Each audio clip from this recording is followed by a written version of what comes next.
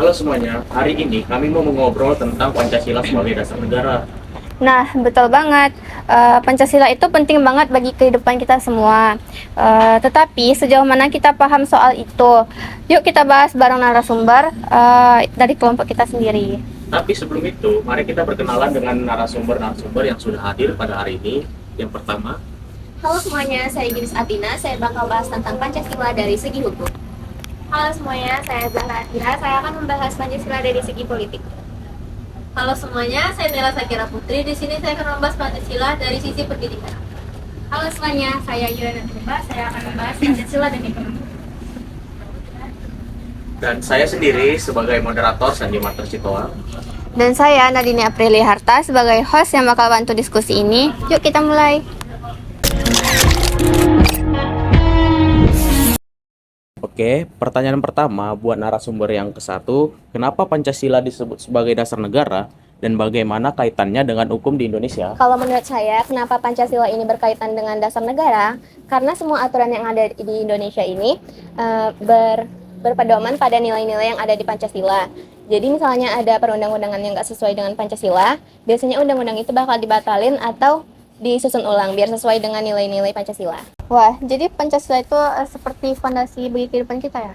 Betul banget, Pancasila ini bisa dibilang sebagai pedoman hukum di Indonesia.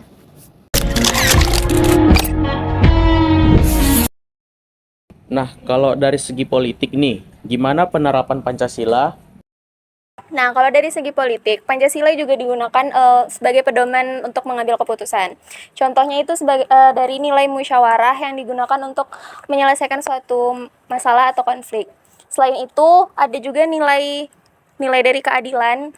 Itu juga mengajarkan pemimpin untuk tidak mementingkan suatu komunitas tertentu.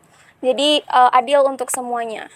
Tapi kan kita sering lihat ada konflik politik nih. Itu berarti belum sesuai dengan Pancasila. Nah, itu dia tantangannya. Masih banyak pemimpin-pemimpin Indonesia yang masih buta akan nilai-nilai Pancasila. Jadi, untuk itu kita perlu menerapkannya lebih lanjut lagi.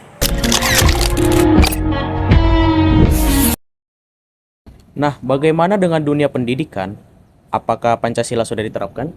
Nah, kalau dari segi pendidikan sendiri itu, Pancasila ini dipelajarin dalam bentuk mata pelajaran. Namanya tuh Pendidikan Kewarganegaraan atau disingkat dengan PPKN.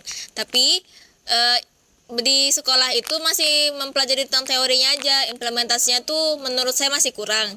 Misalnya ini kita bisa mencontohkan Pancasila dalam kehidupan sehari-hari di dunia pendidikan tuh dari hal-hal kecil aja dulu, kayak gotong royong atau enggak toleransi terhadap sesama umat beragama, sesama suku, atau enggak kerjasama yang baik. Setuju banget. Tapi ya menurut kamu, apa tantangan penerapan Pancasila di pendidikan tersebut? Nah, tantangannya itu para siswa ini belajar PPKN ini cuman kayak ya udah aku belajar PPKN buat ngisi rapot aku aja. Aku nggak menerapin dengan betul-betul nilai-nilai Pancasilanya itu. Wah, ternyata itu penting banget ya. Nah, terakhir, gimana penerapan Pancasila di bidang ekonomi dan kita pun sebagai anak ekonomi menerapkannya? Nah, kalau di bidang ekonomi itu masalahnya itu pembangunan ekonomi. Jadi pembangunan ekonomi itu harus diratakan. Contohnya itu UMKM yang harus dibantu oleh pemerintah agar pembangunan ekonomi itu merata. Nah, kalau masalah ekonomi di Indonesia sekarang, apa yang belum sesuai dengan Pancasila tersebut? Kalau masalah ekonomi di Indonesia itu kesenjangan sosial. Kita tahu kalau masyarakat Indonesia itu banyak masih di bawah garis kemiskinan. Jadi itu sih masalahnya. Wah, bagus-bagus ya jawaban dari narasumber kita. Jadi, dari diskusi ini, kita jadi tahu nih, kalau Pancasila bukan cuma dasar negara, tapi juga pedoman buat kita semua. Betul, mulai dari hukum, politik, pendidikan, sampai dengan ekonomi, semuanya harus berlandaskan dengan Pancasila. Jadi sekarang, tugas kita sebagai warga negara Indonesia adalah menjaga dan menerapkan nilai-nilai Pancasila di kehidupan kita sehari-hari. Terima kasih buat para narasumber yang telah berbagi ilmu hari ini. Sekian dari kami.